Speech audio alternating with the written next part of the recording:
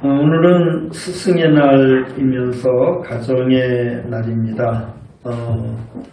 스승의 날은 뭐 김영란법인지 뭔지 뭐 그런 걸 가지고 하도 제재를 해서 아예 그냥 스승의 날이 없으면 좋겠다라고 선생님들이 말할 정도로 그 의미가 다 퇴색이 되어진 것 같습니다. 그래도 1년에 한 번 오늘이라도 선생님들에 대한 그런 생각, 고마운 마음을 좀 가졌으면 좋겠고, 우리 주일학교 아이들을 가르치는 선생님들, 여러분 꼭 고마움을 좀 표시해 주시고, 또 각 목장에서 말씀을 전해 주시는 우리 인도자들에게도 여러분께서 고마운 마음을 가지고 그들을 위해서 기도하는 그런 좀 하루가 되었으면 좋겠습니다. 오늘은 가정의 달 중에 또 가정의 날이죠. 그래서 5월 정말 한 달만이라도 우리 가정들이 정말 행복하고 평안했으면 좋겠다라는 생각을 가져봅니다.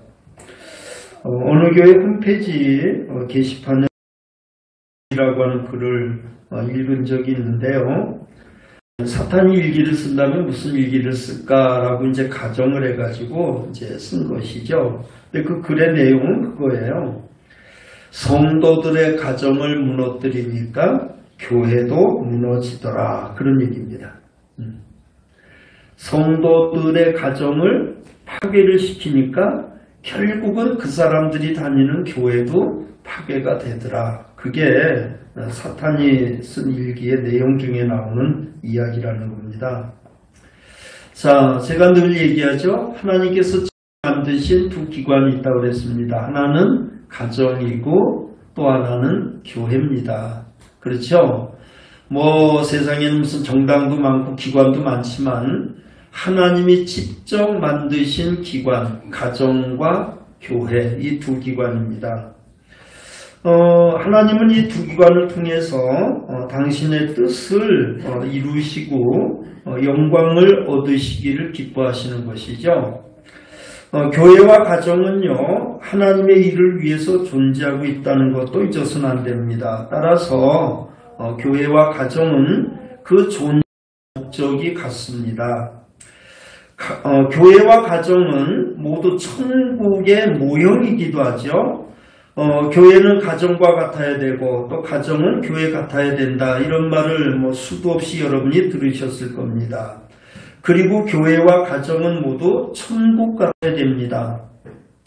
자, 가정이 천국 같아야 된다라고 하는데 오늘은 사실 참 지금 일어나고 있는 많은 그런 우리나라에서 일어나는 가정의 일을 보면 가정이 천국 같다라고 하는 말은 먼 옛날 얘기 같은 생각이 들어요. 얼마 전에도 보험금을 노리고 그냥 동생을 죽이고 아버지를 죽이고 이런 일들이 옛날에는 영화 속에서나 나오는 얘기였잖아요. 그죠? 근데 지금은 이게 우리나라에서 그냥 너무 우리 주변에 있는 이야기가 돼버렸어요. 너무 삭막하잖아요. 그죠? 그래서 정말 누굴 믿고 살겠습니까? 믿을 수가 없어요. 세상이 그렇게 삭막해져 버렸습니다. 그래서 많은 아이들이 가출을 하죠. 지금도 가출을 하는 사람 너무 많습니다. 많은 아이들의 이야기를 들어보면 집에 가기 싫어요. 왜? 집이 엄마 아빠 계시는데 집을 왜 가기 싫냐? 우리 집은 지옥이에요. 이런 얘기를 하는 겁니다. 집이 천국이 돼야 되는데 집이 지옥 같다는 거예요. 도대체 누가 그 아름다운 가정, 하나님이 만드신 그 가정을 지옥으로 만들어가고 있는지 정말 두려운 마음을 갖지 아니할 수가 없습니다. 교회는요, 가정과 또 모두 천국을 모델을 삼아가지고 가정도 교회도 천국 같은 그런 모습을 이루어 가야 되는 것이 우리의 사명입니다.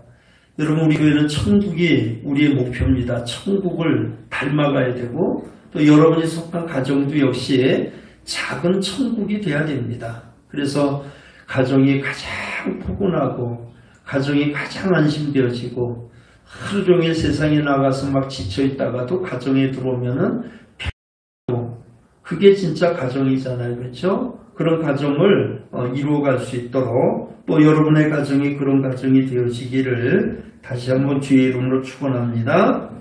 자, 마귀가 이 땅에 온 것은 하나님의 일을 멸하기 위해서 왔다고 그랬어요. 마귀가 하는 일은 다른 거 아니에요. 하나님이 하시는 일을 무조건 가서 반대하고 망가뜨리는 게 마귀가 하는 일이거든요. 따라서 마귀가 표적을 삼고 있는 것 중에 하나가 뭐냐? 교회와 가정이에요. 사탄의 일기 속의 내용처럼 가정을 무너뜨리니까 교회가 저절로 무너지더라. 그것처럼 마귀는 어떻게 하든지 수단 방법 가리지 않고 성도들의 가정, 특별히 하나님의 백성들의 그 가정을 무너뜨리려고 하고요. 그 가정을 무너뜨린 그런 가정들이 모여있는 교회는 자동적으로 무너질 수밖에 없다고 하는 것을 우리가 알게 되어지는 것이죠. 해외에서도 보니까 중국에서도 그랬고 터키 이런 데서도 그랬고 요즘 오래된 건물들이 그냥 갑자기 그냥 아파트 같은 게 폭삭 주저앉고 망하는지 그런 경우를 참 많이 보는데 결국 한 건물이 무너진다고 하는 것은 기초에 문제가 있는 거야. 기초가 약하다는 얘기죠. 기초는 약한데 그 위에다가 막 증축을 하고 더 올리고 그러니까 견디질 못해서 주저앉아가지고 많은 사람이 죽고 다치는 그런 결과를 가져온 겁니다. 자, 이 사회를 떠받치는 가장 중요한 기초가 뭐냐? 이 가정이에요. 우리 대한민국에 많은 가정들이 있잖아요. 그 가정이 이 나라를 딱 받치고 있는 기초들이고 그 다음에 그 가정이 무너지게 되어지면은 그 위에 있는 교회가 무너지고 집안의 모든 것들이 다 무너지게 되어 있습니다. 이게 가장 중요한 게 가정이에요. 자, 그런데 참 우리나라만 해도 지금 어제도 뉴스를 보니까 그 대통령 집무실 근처 100m까지 접근해가지고 데모를 종일 했는데 그 사람 누가 데모인 줄 아시죠? 동성애자들이 데모라고요. 동성애자들이 성소수자의 혐오 발언을 중지해라 해라 그러고 또 우리나라 이제 한 당과 또 몇몇 이 사회 단체에서는 벌써 그냥 10년 넘게 계속 시도하는 게 뭔 줄 아시죠? 차별금지법을 올리려고요. 차별금지법. 근데 우리가 얼른 생각할 때 차별금지법, 차별하면 안 되지, 평등해야 되지, 이게 참 좋은 것 같아요. 그죠? 그냥 생각하면 차별금지법이 좋은 것 같아요. 여론조사를 하면 차별금지법을 찬성하는 여론이 굉장히 높습니다. 근데 그 이유는 뭔 줄 아세요? 사람들이 전화를 받아가지고 차별금지법 차별하는 게 좋아요 나빠요 이런 식으로 물어보니까 차별하면 나쁘죠. 차별금지법 찬성하시죠. 예, 이런 식으로 차별금지법을 찬성하는 게 자꾸 높아지게 나오는 겁니다. 그리고 어느 당에서는 아주 그냥 당론으로 그거를 해가지고 몇 개 당이 그걸 올리고 있어요. 근데 결국 차별금지법, 동성애법, 무슨 낙태법 이런 게 결국은 뭡니까? 가정을 무너뜨리는 거예요. 가정을 무너뜨리기 위해서 사탄이 만들어내는 법들이 다 그런 법들인 것입니다. 이번에도 어떤 정부 요인에 이렇게 뽑힌 사람이 그 사람이 과거에 쓴 글에다가 동성애는 정신병으로서 그거는 치료가 가능하다. 이런 글을 옛날에 쓴 게 있는데 그게 결국은 발목 잡혀가지고 낙마하고 말았어요. 우리는요, 동성애는 분명히 죄라고 말할 수 있고 성경이 하도 많이 동성애에 대해서 죄라고 이야기를 하는데 지금 언론이라든가 또는 사람들의 그 인식 속에 동성애를 죄라고 그러면 이상하게 나쁜 사람으로 본단 말이에요. 차별금지법이 아직 통과가 안 돼서 그렇지 이게 통과만 됐다면은 지금 통과가 된 나라의 예입니다. 목사가 강단에서 동성애는 죄라고 말할 수가 없다는 거예요. 기독교에만 구원이 있다고 설교를 못한다는 거예요. 차별한다는 게 결국은 뭡니까? 그들이 노리는 것은 가정을 무너뜨리려고 하는 거예요. 여러분 속지 마세요. 혹시 누가 전화해가지고 뭐 여론조사 한다면서 차별금지법, 차별하면 좋아요, 나빠요 이런 식으로 물으면은 대답을 하지 마세요. 차라리 받지 말아요. 여론조사 한다면. 괜히 엉뚱한 대답을 해가지고 차별금지법 찬성하는 사람이 많다 이런 여론을 자꾸 만들어 가는 겁니다. 이런 얘기하면 참 답답해가지고 정말 참 답답해요. 정말 가슴 아프고 지금 젊은 청소년들, 젊은이들이 아주 생각 속에 우리 생각하고는 너무 달라요. 그러니까 이제 교회 안에서도 신학생들 중에서도 동성애를 찬성하고 심지어는 교단에서도 동성애자를 목사로다가 안수하고 동성애 결혼을 허락해야 된다라고 생각하는 그런 참 신학자들도 있고 목사가 있다는 게 너무 가슴 아픈 겁니다. 정말 늘 얘기하지만 저나 여러분이야 뭐 좀 살다가 가면 끝인데 문제는 우리 후손들입니다. 얘들이 컸을 때 도대체 세상이 얼마나 바뀌어질까 참 이게 걱정스러운 일이에요. 마귀는 교회를 넘어뜨리려고 국가와 정치, 사상과 거짓, 종교, 이단들을 세워서 역사를 하고 있습니다. 마귀는 사이비 이단을 통해서 또는 우리의 생활 환경을 통해서 가정을 파괴시키는데 특히 목회자와 성도의 가정을 집중 공략을 하고 있다고 하는 겁니다. 사이비 이단들의 특징 중에 하나가 가정을 파괴하는 겁니다. 여러분 이단에 빠진 사람들 보세요. 가정 평안하지 않아요. 이혼하고 그냥 가정에 뭐 가출하고 아주 이런 일들이 우리나라에서도 지금 너무 많습니다. 그래서 이 사이비 이단들 이렇게 참 그들에 대해서 우리가 경계해야 되는데 그 경계해야 될 이유 중에 하나가 그들은 가정을 파괴하는 것을 목적을 삼고 있기 때문이라고 하는 겁니다. 가정의 이론 중에 하나가 이단에 빠지게 되면 얼마 못 가서 그 가정 삐걱거리고 이혼하고 가출하고 별 문제가 다 생겨나는 거예요. 그래서 우리가 경계하고 또 경계해야 된다라고 하는 것을 여러분 꼭 기억해 주시길 바랍니다. 그런데 오늘날 많은 이단들은 아주 위장을 잘해요.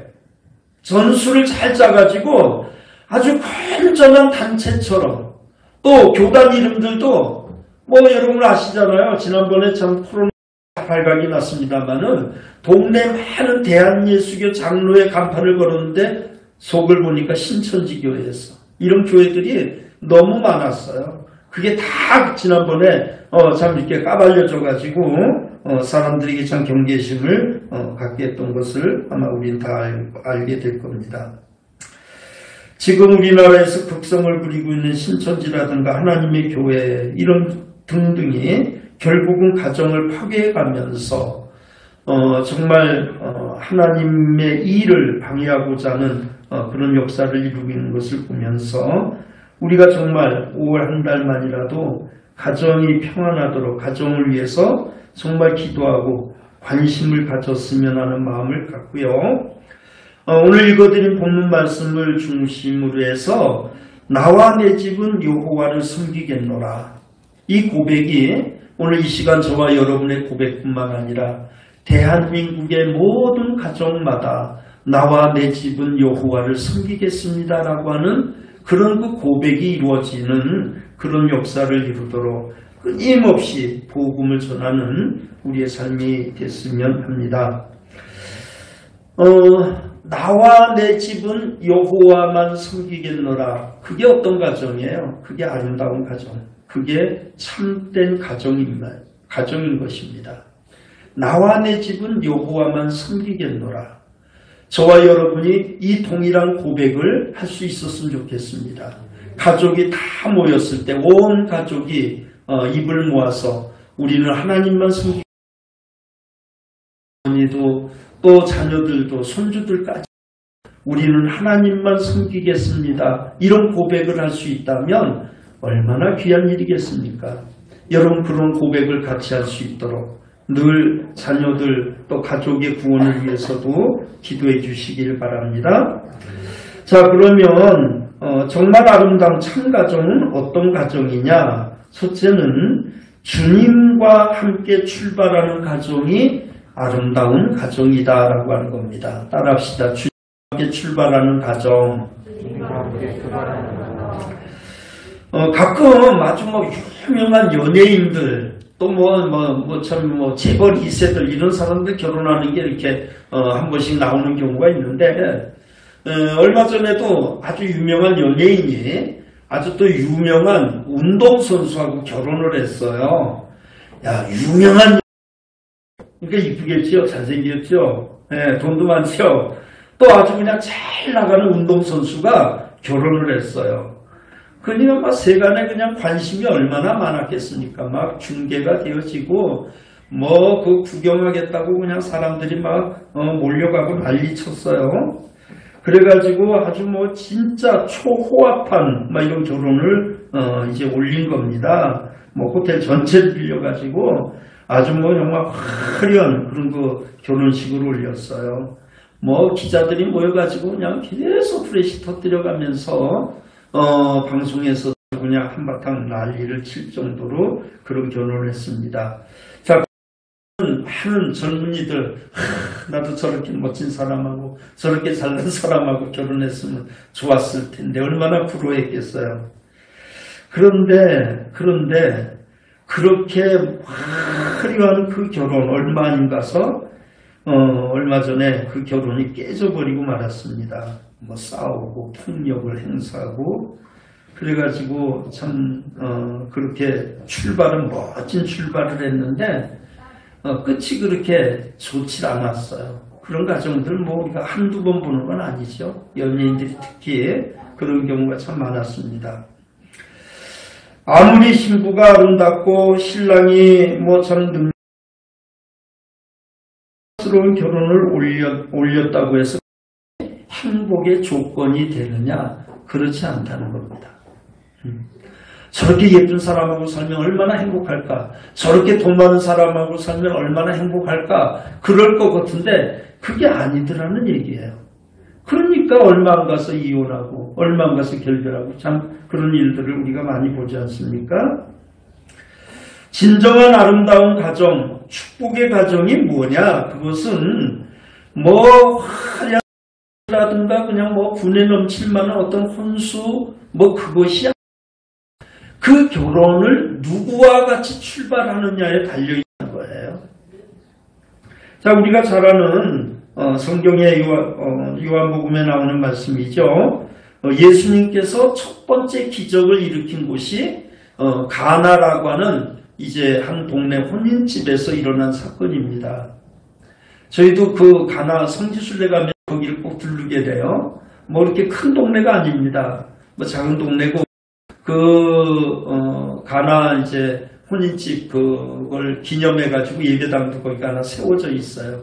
많은 사람들이 가면 거기 가서 이렇게 손잡고 기념사진을 찍고 저도 명화 씨와 같이 이렇게 손잡고 기념사진을 거기서 찍은 적이 있습니다.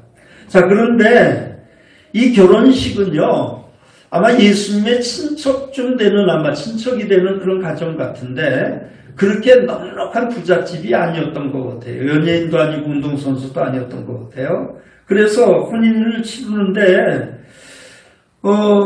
포도주가 떨어진 겁니다. 포도주가 떨어졌어요. 우리나라로 말하면 이제 국수가 떨어졌거나 막걸리가 떨어진 거하고 똑같습니다. 지금이야 그런 거 떨어져도 얼른 가서 더 사오면 되니까 문제가 안 되죠. 그렇죠? 그런데 그 당시에는 결혼식을 위해서 오래전부터 포도주를 담가두고 예식을 올리게 되는데 포도주가 떨어졌다? 이건 굉장히 난감한 일이 되는 겁니다. 그래서 마리아가 이름이 아시는 것처럼 예수님께 가서 이 집에 포도주가 떨어졌단다 이 얘기를 하고 나중에 예수님께서는 이제 종들에게 저 비나갈에 물을 채우시오 이렇게 얘기를 해가지고 이제 물로다가 포도주를 만드는 기적을 행하셨어요. 그죠? 그래서 정말 주님께서 새로 출발하는 그 가정에 모자람을 아시고 채워주시는 기적을 행하셨던 것을 우리가 알 수가 있습니다. 자, 그 가정은 포도주가 모자란 것은 참 문제였어요. 그렇죠? 뭐 포도주만 모자랐겠어요? 그 외에도 많은 것들이 모자랄 수 있죠. 그런데 다행스러운 것은 뭐냐? 그 결혼식에 누구를 청했어요? 예수님을 초청했다는 겁니다. 그 결혼식이 첫 출발하는 신랑 신부에게 예수님이 같이 계셨길래 모자란 것이 결국은 더 문제가 안 됐다는 겁니다. 여러분, 우리가 살다 보면 우리 생애 속에서도 모자란 게 얼마나 많아요. 물질이 모자랄 수도 있고, 건강이 모자랄 수도 있고, 지혜가 모자랄 수도 있고, 무엇보다도 부부가 출발돼 사랑이 모자라면 큰일 나잖아요. 근데 문제는 저들만 가다 보면은 그 모자랐을 때 낭패를 당할 수가 있는데, 주님이 같이 계시길래 그 모자라는 것이 결국은 아무 문제가 안 되더라, 그 말입니다. 포도주가 떨어졌어요. 난리가 났어요. 안에서는 포도주 더 달라고 막 소리를 질러요. 그런데 하인들은 도무지 갖다 줄 포도주가 없어요. 그런데 우리 주님이 계셨길래 그 모자란 포도주를 물로 포도주를 만드는 기적을 통해서 저들이 요구하는 것을 다 갖다 줄 수 있었다는 거예요. 우리 주님이 계셨던 것이 그들에게 얼마나 큰일이었습니까? 아마 그날 밤 결혼식 다 마치고 손님들 간 다음에 분명히 신랑 신부 또 그 부모들은 앉아가지고 아유, 오늘 참 정말 그분이 안 오셨더라면 큰일 날 뻔했어, 이런 얘기 안 했겠어요? 예수님이 계셨길래 그 모자란 문제가 해결된 거 아니겠습니까? 사랑하는 여러분, 우리가 이 땅에 사는 동안에 우리는 죽을 때까지 가정이라는 한 공동체 속에서 우리가 같이 살아가게 되어지는데, 여러분, 그 공동체 속에 언제든지 어떤 상황 속에서든지 주님이 함께할 수 있는 가정, 주님이 함께할 수 있는 그런 공동체가 되기를 주의 이름으로 축원합니다. 아무리 훌륭한 부모가 있고 자녀가 있고 뭐 그냥 필요한 모든 것이 다 갖추어졌다 할지라도 그 자리에 주님이 계시지 않으면 더 이상 계셔야 됩니다. 그래서 여기 가나안 집은 첫 출발부터 주님과 같이 출발을 했길래 가정을 우리는 복된 가정, 아름다운 가정이라고 이야기할 수가 있는 것입니다. 그 다음에 그 두 번째는요, 하나님을 섬기는 가정이 아름다운 가정이다라고 하는 겁니다. 오늘 본문 말씀에 보니까 여호수아가 죽기 전에 백성들에게 하나님만 섬길 것을 다짐하는 내용을 보게 됩니다. 여호수아는 많은 백성들 앞에서 이런 고백을 했어요. 나와 내 집은 여호와를 섬기겠노라, 이렇게 말했습니다. 자, 여호수아가 이제 죽으려고 이제 죽을 때가 됐어요. 자기가 이제 곧 죽을 것을 알고 이제 뭐 자기 수하에 많은 이제 백성들의 대표들을 불러가지고 이야기를 합니다. 내가 너희들을 여지껏 통치를 했는데 혹시 내가 통치한 게 잘못돼서 너희들이 지금이라도 뭐 저 외국 사람들이 섬기는 우상을 섬기고 싶거들라 너희 마음대로 해라. 난 이제 죽을 건데 나는 어떤 일이 있어도 나와 내 집은 여호와 하나님만을 섬기겠다. 너희들이 섬길 자를 택하라, 이렇게 얘기를 했더니 백성들이 하나같이 저희들도 하나님만 섬기겠습니다라고 맹세를 했다라고 하는 이야기죠. 나와 내 집은 여호와를 섬기겠다. 이 아름다운 고백이 오늘 저와 여러분의 가정에서도 똑같이 일어나야 됩니다. 여러분 명절 때나 혹은 무슨 뭐 집안에 일이 있을 때 온 가족이 모일 때마다 우리 부모님들은 아주 기가 닳도록 해야 될 얘기가 있어요. 나와 내 집은 하나님만 섬기겠다. 이 고백을 하셔야 됩니다. 유언처럼 해야 됩니다. 나와 내 집은 하나님을 섬기겠다. 너희들도 하나님만 섬겨라. 이게 여러분의 소원이 되고 유언이 돼야 됩니다. 왜냐하면 그것이 가장 아름다운 가정의 모습이기 때문이신 거죠. 성경에 보니까 하나님을 섬기는 가정에 대한 많은 이야기들이 있습니다. 그 중에 오벳에돔이라고 하는 사람은 법궤를 저들이 모시고 살았어요. 그런데 그 가정에 하나님이 어떤 역사를 이루셨습니까? 역대상 13장 13절에 보니까 궤를 옮겨 다윗성 자기에게서 메어 드리지 못하고 치우쳐 가드 사람 오벳에돔의 집으로 메어 가니라.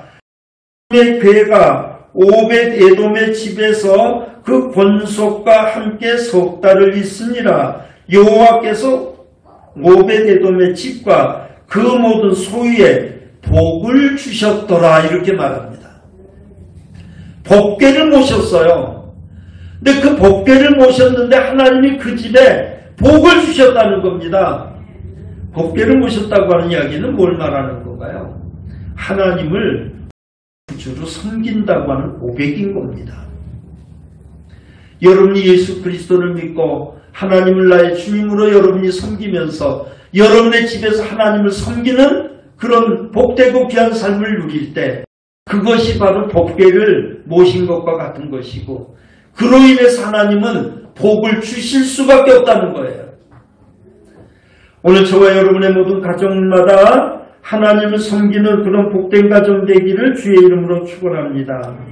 온 집안이 하나님을 섬기는 아름다운 역사를 이루길 바랍니다. 성경에 보면 고넬료라고 하는 사람이 나오죠. 로마의 군대 백부장이었습니다. 그런데 그 사람도 역시 하나님을 잘 섬기는 사람이었다라고 말합니다. 사도행전 10장 1절에 보니까 가이사라의 고넬료라는 사람이 있으니 이달리아데라 하는 군대의 백부장이라. 그가 경건하여 온 집으로 더불어 하나님을 경외하며 백성을 많이 구제하고 하나님께 항상 기도했다. 이렇게 말합니다. 여러분 백부장은 뭐 지금 한 중대장 정도 되나요? 군인이에요. 더군다나 자기 조국을 떠나가지고 이제 이렇게 식민지 그 백성들을 이렇게 다스리기 위해서 이스라엘에 이렇게 와 있는 로마의 군인입니다. 그런데 어떻게 군인 그가 하나님을 그렇게 잘 섬기는 사람이 됐을까요? 너무 귀하잖아요. 저가 그런 그 백부장이라고 하는 군인의 신분으로서 많은 전쟁터에 나가야 되고 얼마나 분주하겠어요. 하나님을 섬길 시간이나 있겠습니까? 그런데도 불구하고 성경은 뭐라고 말합니까? 온 집안이 하나님을 경외했다. 온 집안이 하나님을 섬겼어요.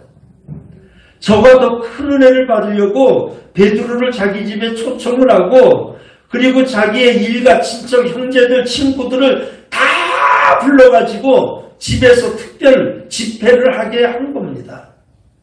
그래서 결국은 저들은 모여서 통성기도할 때 그 집이 마치 무슨 교회와 같이 하나님의 은혜가 임하고 온 식구들이 거기에서 방언의 역사가 일어나고 하나님의 축복이 막 그들에게 임재하잖아요. 얼마나 아름다운 가정입니까? 비록 군인의 신분이지만 온 가족이 하나님을 잘 섬기는 그런 복되고 귀한 축복의 가정이었음을 말합니다. 욥의 가정 역시 정말 아름답고 귀한 가정이었죠. 욥기 1장 1절에 보면 우스 땅에 욥이라 이름하는 사람이 있었는데 그 사람은 순전하고 정직하여 하나님을 경외하며 악에서 떠난 자였더라. 이렇게 말합니다. 욥은 그 당시 동방에서 제일 부자였다고 해요. 부자들이 되게 신앙생활하는 거 쉽지 않습니다. 그냥 오만해가지고 부자들은 좀 그런 경우가 있어요. 그런데도 불구하고 이 욥은 동방에서 제일 부자인데도 얼마나 순전한지 얼마나 착한지 하나님을 떠난 적이 없이 늘 하나님을 경외하는 거예요. 그런 복되고 귀한 삶을 온 가족과 더불어 누릴 수 있었다는 것을 말씀하고 있는 겁니다. 비록 넉넉하지는 못해도 주님을 사랑하는 마음으로 온 식구가 하나 된 가정이 있었지요. 바로 베다니에 살던 나사로, 마르다, 마리아 가정이었습니다. 비록 부모 없이 그렇게 그냥 남매들이 마음을 모아서 살지만 언제나 그들은 예수님을 그 가정에 모시기를 기뻐했고 예수님을 위해서 헌신하는 그런 복된 가정이었습니다. 말이 그렇지 그 집안에 뭐가 남겠어요? 다 먹어치울 거 아니에요? 오늘날 예수님께서 가셨다가 아무것도 먹을 게 없어가지고 얻어먹지도 못하고 배가 고프셔서 나오셨겠습니까? 그럼에도 불구하고 나사로, 마르다, 마리아 이 가정에서는 예수님을 극진히 모시려고 애를 쓰는 가정이었습니다. 뭐 예수님이 그 가정에 가서 맨날 수 잡아먹고 무슨 뭐 고기 먹고 그런 건 아닐지라도 정말 주님을 사랑하는 마음을 가지고 섬기는 그 가정에 우리 주님이 가실 때 제일 마음이 편해서 그랬는지 주님께서는 자주 예루살렘에 올라가게 되어지면 그 마르다, 참 마리아, 나사로 있는 그 집에 가셔서 제자들과 머무신 적이 많이 있었습니다. 주님을 모시는 정말 아름답고 복된 가정이었음을 말씀해 주는 것이죠. 오늘 여호수아의 고백, 나와 내 집은 오직 여호와를 섬기겠노라고 하는 이 귀한 참 고백과 축복이 오늘 저와 여러분의 가정에서도 동일하게 이루어지기를 주의 이름으로 축원합니다. 시편 144편 15절 여호와를 자기 하나님으로 삼는 백성은 복이 있다고 그랬고요. 또 128편 3절에 보면 내 집 내 실에 있는 내 안에는 결실한 포도나무 같으며 내 상에 둘린 자식은 어린 감람나무 같으리로다. 여호와를 경외하는 자는 이같이 복을 얻으리로다 라고 이렇게 말씀하고 있습니다. 사랑하는 여러분, 정말 하나님을 섬기는 그렇게 복되고 귀한 축복의 가정이 다 이루어지기를 다시 한번 주의 이름으로 축원합니다. 그리고 어떤 가정이 아름다운 가정이냐? 복음을 위해서 쓰임받는 가정, 복음을 위해서 참 온 식구가 헌신하는 가정, 이 가정이 아름답고 복된 가정이라는 것입니다. 우리는 성경에서 수많은 가정을 보는데요. 특별히 복음을 위해서 헌신되어진 그런 귀한 가정들도 볼 수가 있습니다. 자, 여러분 예수님께서 이제 마지막 참 십자가를 지시기 전에 제자들과 더불어 마지막 만찬을 한 가정, 그게 마가의 가정이었죠. 마가의 다락방에서 주님이 제자들과 마지막 만찬을 했습니다. 이 마가의 다락방에는 120명의 참 성도들이 모여가지고 우리 주님이 약속하신 성령을 기다리는 집회를 했습니다. 그리고 그날 큰 하나님의 은혜가 임해가지고 거기에 정말 성령의 역사가 임재하고 결국은 마가의 다락방에서 시작된 것이 예루살렘 교회였습니다. 그래서 초대교회 출발이 바로 마가의 다락방에서 시작이 되어진 것이죠. 그는 자기 집뿐만 아니라 온 식구가 위해서 헌신하는 그런 축복의 가정이었던 것을 우리가 알게 됩니다. 그런가 하면 이제 바울 사도가 유럽 쪽의 복음을 이렇게 전할 때 첫 번째 도착한 것이 빌립보라고 하는 성이었는데 그 빌립보에서는 자주색 물감을 이렇게 드리는 염색업을 하는 루디아라고 하는 여인이 있었는데 하나님께서 그 여인의 마음을 확 열어주셔가지고 바울과 그 전도 일행을 받아들이고 바울은 거기에서 숙식을 하면서 복음을 전해가지고 세워진 것이 그게 빌립보 교회입니다. 네. 빌립보 교회를 통해서 하나님께서는 또 그 유럽의 첫 관문을 삼으시고 유럽의 복음화를 이루는 데 전적 기지를 세우셨던 것을 우리가 알게 되는 것이죠. 루디아 집이 무슨 요즘 큰 저택이었는지 그런 건 모르겠어요. 그 집이 무슨 대단한 부자였는지 그것도 모르겠습니다. 다만 분명 예수님을 사랑하는 마음을 가득 가지고 있는 여인이었다는 겁니다. 그 한 여인의 헌신을 통해서 빌립보라고 하는 교회가 세워지고 하나님의 역사를 이루게 됐던 것을 우리가 볼 수가 있어요. 또 우리는 브리스길라와 아굴라 부부에 대해서도 우리가 너무나 잘 알고 있습니다. 이들은 원래 로마에서 살다가 쫓겨났습니다. 아마 기독교 신앙을 끝까지 고수하다가 저들은 쫓겨났을 겁니다. 그래가지고 왔는데 마침 바울을 만났어요. 바울을 통해서 저가 복음을 이렇게 받아들이고 천막을 만드는 그런 일을 하던 그런 가정이었는데 그 부부가 열심히 천막을 만들고 그리고 틈만 있으면 바울과 같이 복음을 전하는 일을 저들이 헌신을 했습니다. 그들은 바울을 위해서라면 저들의 목이라도 내어놓을 각오가 되어졌던 사람이었죠. 복음을 위해서라면 시간과 물질을 아끼지 않고 목숨까지도 아끼지 않는 그런 거 헌신된 가정이었던 것을 우리가 보게 됩니다. 얼마나 열심을 가지고 저들이 살았는지 몰라요. 로마서 16장 3절에 보면 너희가 그리스도 예수 안에서 나의 동력자들이 브리스가와 아굴라에게 문안하라. 저희는 내 목숨을 위하여 자기의 목이라도 내어놓았나니 나뿐 아니라 이방인의 모든 교회도 저희에게 감사하느니라. 이렇게 말합니다. 비단 바울 사도뿐만 아니라 복음을 전하는 일이라면 동서남북 뛰어다니면서 목숨을 걸고 헌신했던 그런 복된 가정이었음을 말씀하고 있는 거죠. 그리고 어떤 가정이 아름다운 가정이냐? 주님을 주인으로 모시고 사는 가정이 아름다운 가정입니다. 누구를 주인으로요? 옛날에는 아주 좀 가부장적인 이런 어떤 제도화에서 가정에서 왕이 누구였냐? 남편들이 다 왕이었어요. 그렇죠? 남편들이 다 왕이었습니다. 그러다가 이렇게 세월이 많이 흐르면서 이제는 남편들이 기가 다 죽고 아내들이 왕 노릇하는 시대가 왔었습니다. 그래서 아내들이 그냥 경제권 모든 걸 다 쥐고 그냥 쥐락펴락하던 그런 때도 있었어요. 근데 지금은 어떤 시대냐? 자식들이 왕이에요. 자식들. 부모들은 그냥 자식들의 다 노예 생활하고 자식들이 집안에서 다 어른입니다. 그것도 옛날처럼 저희 어머니처럼 7명씩 8명씩 낳는 그런 시대가 아니고 기껏 해봐야 하나 둘 낳다 보니까 그냥 오기야 금이하고 자녀들을 얼마나 받들고 키우는지 자식들이 가정에서 다 왕노릇하는 겁니다. 자식 잘 길러야죠. 그러나 여러분, 가정에서 왕은 남편이 돼도 안 되고 자식이 돼도 안 되고 누가 왕이어야 되는? 오직 예수 그리스도, 그분이 나의 왕이 돼야 됩니다. 하나님만이 내 가정의 왕이 되셔야지 하나님 그냥 왕의 자리에서 잠깐 내려앉으세요 그래놓고 남편이 왕이 되고 아내가 왕이 되고 자식이 왕이 되어지면 그 가정은 아름다운 가정이 아닙니다.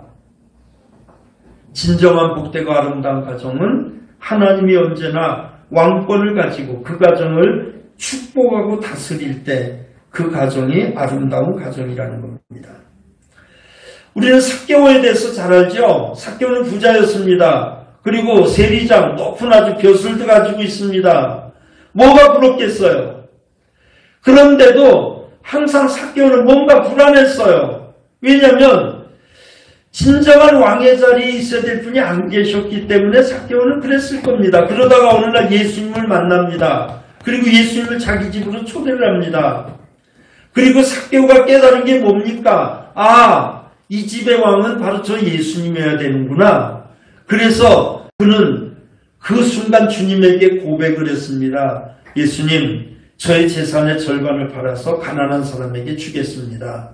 그리고 혹시 제가 남의 걸 이렇게 참 무리하게 뺏은 것이 있다면 4배를 갚겠습니다. 더 이상 삭개오는 그 집의 왕이 아니고 저가 쌓아놨던 돈이 그 집의 왕이 아니고 이제는 예수님을 딱 만나고 나니까 예수님이 그의 왕이 돼버린 거예요. 여러분, 예수님을 왕으로 모시면 그 사람은 인생이 행복해집니다. 미래가 밝아집니다. 그게 복인 것입니다. 여러분 집에는 지금 누가 왕으로 계십니까? 남편입니까? 아내입니까? 자식입니까? 아니면은 쌓아놓은 돈이 혹시 왕입니까? 이제부터 왕의 자리를 그분에게 맡기세요. 주님에게 왕의 자리에 앉히시고 여러분은 그 앞에 무릎을 꿇고 부복을 하세요. 시키는 대로 하겠습니다라고 하는 그런 자세를 가질 때 하나님께서는 우리의 삶을 통해서 큰 은혜와 복을 주는 사실을 잊지 마시길 바랍니다. 물질이 많으냐 적으냐 그것은 행복한 가정, 아름다운 가정과 상관이 없습니다. 잠언 15장 16절 가산이 적어도 여호와를 경외하는 것이 크게 부하고 번뇌하는 것보다 나으니라.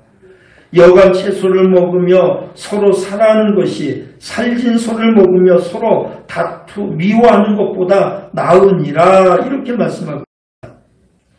사랑하는 여러분, 오늘 가정의 달, 가정의 날을 맞이해서 우리는 다시 한번 내 가정은 정상적인 가정인지 행복한 가정인지 아름다운 가정인지 내 가정에 정말 왕권을 쥐고 계신 분이 누군지를 다시 한번 확인해 주세요. 아직까지 내가 왕입니까? 빨리 그 자리에서 내려오시고 그 자리에 저 구석에 우두커니 그냥 꼬다른 보리자루 취급받고 있는 혹시 주님이 계신지 찾아보시고요. 그분을 왕의 자리에 앉히세요. 예수님은, 우리 하나님은 여러분이 급할 때 찾는 분이 아니고 마술이 필요할 때 그냥 마술자처럼 딱 등장해서 뭐 이상한 걸 보여주는 그런 분이 아니고 병 들었을 때 와서 무슨 처방해주는 의사가 아닙니다. 우리 하나님은 우리의 왕이셔야 됩니다. 예수 그리스도는 내 가정에 내 생애 속에 왕으로 계셔야 그때부터 나는 행복과 평화를 누릴 수 있다는 것을 여러분 기억하시고 혹시 아직도 왕의 자리에 앉아 계신 분이 계시다면 오늘 당장 그 자리에서 내려와서 그리고 한쪽에서 지금 내 눈치만 보고 계시는 그 주님을 왕의 자리에 앉혀놓으세요. 그리고 그분 앞에 머리를 조아리세요. 그럼 말씀하세요. 이제부터는 제가 듣겠습니다라고 하는 그런 마음, 순종의 자세를 가질 때 그때부터 저와 여러분의 가정은 진정한 행복하고 아름다운 가정으로 거듭나게 될 것입니다. 기도하겠습니다.